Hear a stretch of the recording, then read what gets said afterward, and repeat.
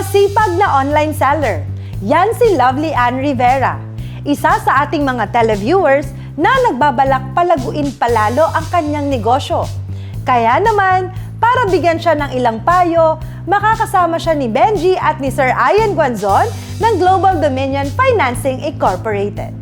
Miss Lovely, kamusta ka na? Hello po, Sir Benji. Okay lang naman. Sa pag sinabi bang araw-araw, literal ba yun na Monday to Sunday pag sinabing araw-araw? Hindi naman po. Actually po, ang pagla-live selling ko po is 1 to 2 days lang po. After po nun, kinabukasan po, dinideliver ko din po. After ko ma-deliver lahat, ma-dispose, ayun po, bubukas ulit ako ng bagong bulto, tapos live selling po. Kamusta naman yung negosyo? Okay naman po as of now po. Talagang sa ukay negosyo, talagang kailangan lang po ng tiyaga. Tsaka kasi po, lalo ngayon po, napakadami na nagsubutan po ng ukay na ganyan. So, kailangan po diskartihan lang po ang papasok po dito sa mga online selling po. Ayun. Tulad namin. At syempre, para sa ating financial advice, hindi mawawala ang ating kapartner from Global Dominion, Sir Ian Guanzon. Sir Ian? Okay, eto si Miss Lovely. Miss Lovely, ano pa ba ang kailangan nyo para doon sa negosyo na nasa tingin nyo matutulungan kayo ng Global Dominion? Hello Sir Ian, good morning po. Una po, syempre, sa negosyo kailangan ng kapital. So, ayun, struggle ngayon, kapital.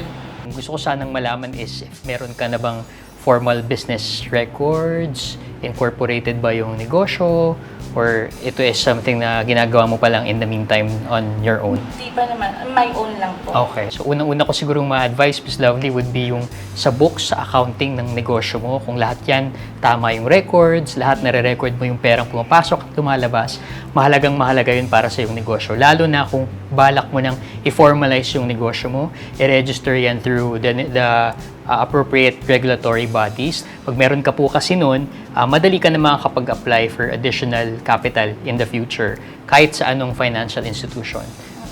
Mas mahalaga kasi na ma-formalize yun pati yung pumapasok na pera, so mag-open ka na ng separate bank account for the business once registered ka na rin. So Sir Ian, lahat yan applicable sa mga online na? Yes, tama yan, Sir Benji. And actually, most of the online sellers ngayon, aside from sa story ni Miss Lovely, meron din silang full-time employment at the same time no, habang nagsa-start sila ng business. In that case, marami silang pwedeng ma-avail na additional investment or capital from financing institutions like us sa Global Dominion. I-assess lang po namin yung capacity nila to pay a loan using their employment, and then pwede po silang mag-avail ng tinatawag naming refinancing or sangla ORCR with the ORCR of their car or their truck. And in the case of Miss Lovely and the rest, kung wala naman pong sasakyan or unit, they can avail of car or truck financing naman from Global Dominion. Thank you po. So, nasagot ba lahat yung mga tanong mo? Yes po, Sir Benji. So ngayon, anong una mo nang gagawin kapag uwi mo? Lalagay ka ng pinto dun sa ano? Pag-ipunan pa sa Pag-iipunan. Maraming salamat Miss Lovely at Sir Ian at napakagandang opportunity na magkaroon ng financial loans lalo na sa mga startup business at gusto pang mag-expand na katulad ni Miss Lovely. And of course, sana may napulot kayong tips from our kapartner from Global Dominion.